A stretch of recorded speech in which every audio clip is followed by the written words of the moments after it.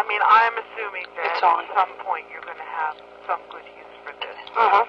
Also, I think it's very possible that you could call him up and ask him about this stuff, and he will tell you. Mm-hmm. I don't think he's being deceptive about it. I think he is slowly approaching the point where he wants to come out and make it a political issue, and essentially defy people to put him, the great poet, in jail. People should be in jail. They should be prepared to put him in jail. But I'm not sure about all that. So, I mean, all I can tell you is what happened, and I don't know whether you want me to tell you about it with any of the emotion that I feel, or whether you just want me to give you the facts that... I think for the tape, just the facts. Okay. And don't you think? Yes, I think that would be better. Because if we decided to keep the tape... Oh, I'm going to turn it off for the... Okay. Okay. So these conversations began on the day that the Supreme Court decision on the possession of child pornography was announced in the newspapers, which was Saturday, April 21st, in Cambridge, Massachusetts. And the event, the reason that both Allen Ginsberg and I were there, was the bar mitzvah of our godson. He's the godfather, and I'm the godmother, Isaac. And that's why we were there. And today is May 9th, 1990. Right. And I had just read about the Supreme Court decision saying that states could criminalize the possession of child pornography in the local Boston newspaper. And I was very happy about it. I went down to the hotel lobby to wait to be picked up to go with other people to the synagogue. And Ginsberg came down. There were maybe 10 other people there, 15 other people. And he was extremely hyper and upset about this decision. And I hadn't seen him in about probably close to 25 years. I had only seen him once in all that time, and we hadn't spoken. So he began talking to me about it. I didn't bring it up with him.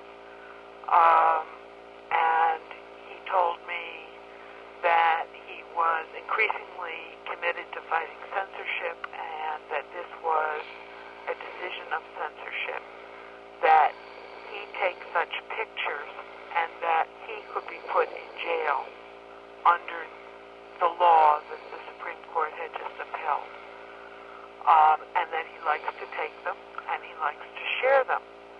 And he was very dismissive. Apparently one part of the law says that you have to have, in order to be prosecuted under this law, more than 3 prints. In other words, if you only have 1 print, that's not actionable. And he was very derisive about that, only 3 prints. In other words, that to him, having 3 prints would be worthless. And he kept saying that they would put him in jail. And I said to him that I would shoot him. And he got very, very upset, and he said, "Why would you say such a thing to me? How could you say such a thing to me? How is it possible?" And I said, what you're saying is that you molest children. And he started to say that they weren't children, that basically that teenage boys were not children, and that he should have a right to do any sex act he wanted with them, and that they wanted with him. Can you try to say pretty much his exact words on I that can't one? really say his exact words. I mean, these are very close to his exact words. Okay. He talked very fast. He's very intellectually deft. I mean, he began by saying, meanwhile we're moving, to the bar mitzvah, into the synagogue, into the service, into the reception.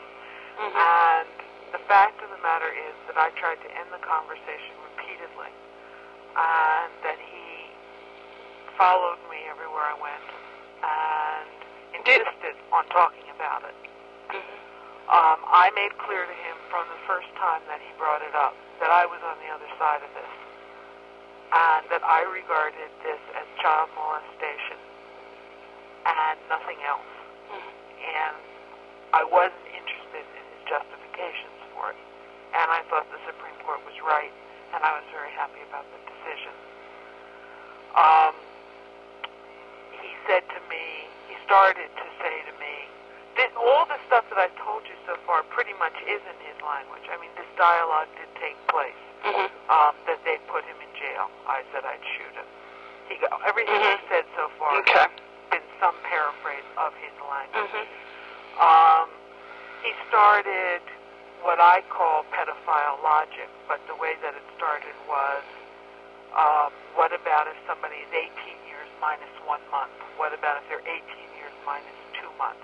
I said, stop it. This is ridiculous. Mm-hmm. How old are they, really? What age are you really talking about? Mm-hmm. And he changed it when he started saying 18-year-old minus 1 month, 18-year-old minus 2 months. He changed the subject without saying he was changing the subject to having sex, not to taking photographs. Right? I know, I've heard it done a lot. Yeah, well, I mean, and that is the way that it's done. Sure. Right? One is not That's very good notice. observation. Right? But nevertheless, of course, I mean, I did notice, and I know what they have to do with each other. So I cut through the logic. I mean, I just stopped him and said, how old? And he basically said to me, 16. And then he said 15 or 16. And then at some later point, he began, still arguing with me, he began using Isaac and Isaac's friends as examples. He said they were men. They are 13, which is the age of bar mitzvah. And he said that the Bible said that a boy became a man at the age of 13, which is also in his Nation article that I sent you. That's how it ends. And I said, what do I care about patriarchal law? It doesn't mean a damn thing to me. I don't care what the Bible says. Mm-hmm. And he reacted as if he knew he had made a political mistake, that there is something wrong with patriarchal law. So this wasn't the argument to use. But he insisted that they, at 13, were men, and that they were they were a population of people with whom he thought that it was perfectly all right to have sex. Now, I'm going to let you tape this, and you don't, use this part without my permission. Okay. Don't put it in yet, then. Just go ahead and do the whole thing. Okay. And then, because we want anything, tacked on to the end. Okay. Don't you think that's best? I don't know. I mean, maybe it doesn't matter if it's there. Well, don't put it there. Just save this until later. Okay. And he kept talking about his rights and his freedoms. And he talked about them as if every effort to protect children in any way at all, he talked about it as if every effort to protect children was not an effort to protect children, but a direct infringement on his personal freedom to have sex with these people. To have access. Society called children. Yeah. But he sees as men. Did he say that? Yeah, he kept saying they were men. No, but did he? He kept saying that these were all infringements on his freedom. Really? His freedom. Phew. And his rights. And, yeah, that's the language that he used. Exactly.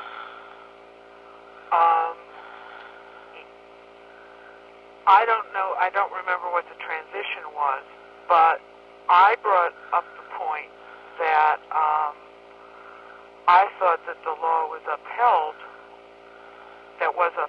was actually didn't approach the problem fully, because if there's parental consent, he brought up Mapplethorpe, and he brought up the censorship of Mapplethorpe's pictures of children.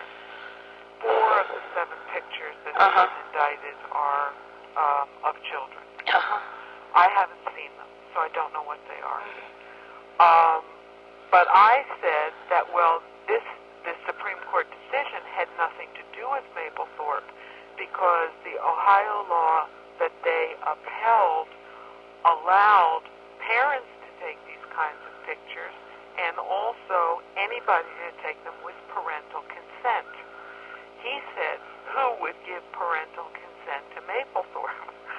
I said, these parents of these children, because he had parental consent. He said he had never met an intelligent person with my point of view. I later told him in a different conversation that that was one of the most bizarre things I had ever heard in my life, since I knew a great many intelligent people who had precisely my point of view. He talked a lot about himself, that anybody, any society would do this to him. He put it in the framework of Walt Whitman and being a great poet. In other words, he did not say, I, Allen Ginsberg, am a great poet, therefore you cannot put me in jail. He talked about Whitman's view of America and sexual freedom, and then would we put him in jail. I said to him, what you're saying to me is that you're an exceptional man. And you're not. You're just a man like all the others who has no respect for the rights of other people. And he said, no, he wasn't saying that. He thought everybody should be able to do this, not just him. And then later that night at dinner, I basically did not want to talk to him, but he sat with me. And he told John that he took, this is what he said he did to John, that he took photos of 15-year-old boys and then he sucked their cocks. And at some point, the discussion stopped. I mean, John got upset, he got upset, they started screaming at each other, whatever. I intervened. But did anyone else hear him say that besides John? I don't know. I don't think so. However, other people, one other person at least, did hear a good part of the rest of it. And that person, poor woman who will never sit next to me anywhere ever again, Barbara Haber, who is the head of the Schlesinger Library for Women at Radcliffe, she sat next to me, and then the part that I wanted to tell you that involved me. Okay, but no, wait a minute. Is this most of this? Okay, but is this the part that you're not sure you would want divulged? It's the part that has more to do with me. Okay, now she heard she did not hear what he said to John, but she heard virtually all of the rest of this, except the beginning of it at the hotel when he started talking about the Supreme Court decision. I see. So she is a witness to this conversation. Yeah, and he may have repeated himself enough that she heard him say the things that I said at the beginning. Okay, now, have you said everything that you want to say with the exception of the thing that you wanted to add in? Yeah. Okay, what we can do is you can add that in. There's nothing else you can think of besides that. There was a tremendous amount of repetition. He left me the packet that I sent to you. He left that with you. He didn't mail it to you. No, he left it at the hotel between the discussion in the morning, the dinner at night. So he had it with him. I wonder if he intended to give it to you. I would doubt it. I think he probably had lots of copies. But he also did. He did several other things. He also came to the dinner that night with a 3 or 4 page list. I'm not sure because I didn't see it all, of questions that he wanted me to answer. Oh, yeah. Tiny little script. And he started to read it to me. The first one was something like, the boy is 18 months minus 1 month. Yeah. Da, da, da, da. And I stopped him, God. and I said, I'm not interested in this. I don't want to hear this. Was it that kind of... Well, he's very hyper anyway. It's very Gemini, very high energy, very intellectually quick. So I don't know the answer to that, to any of that. Okay, I just wondered, because He didn't drink at all. I did. Yeah, I bet. I almost never do, but I did. Okay, now, so what we'll do is you can add in this additional part, and we'll listen to it. That, there's just one more thing. Okay. When he started to read me these 3 pages or 4 pages, whichever they were. When I stopped him, he read you all of them? No, he started to read. Yeah, that's what I thought. And I said, I don't want to hear it. Yeah. And I'm not going to answer it. I don't want to hear it.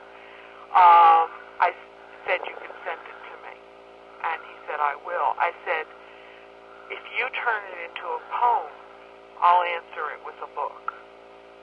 That's great. He said, I can't read a whole book. So I still haven't gotten it in the mail. I don't know if he will send it to me. Oh, I hope he does. I hope so, too. Yeah. Now, But he wouldn't give it to you at that time. No. Okay, now, if we decide that we do not want to leave this on the tape, we can erase it. Okay, now, it's erased now. Okay, and now... We're erasing over it at this time and continuing the conversation. Okay. And we've decided to edit it out. In the evening, he told John that... John asked him as part of this conversation, how did he know that he wasn't doing harm to the boy? And he said that you couldn't know, that it was just a chance that you had to take, but that if you were afraid of doing harm, you wouldn't get out of bed in the morning. Wow. So that was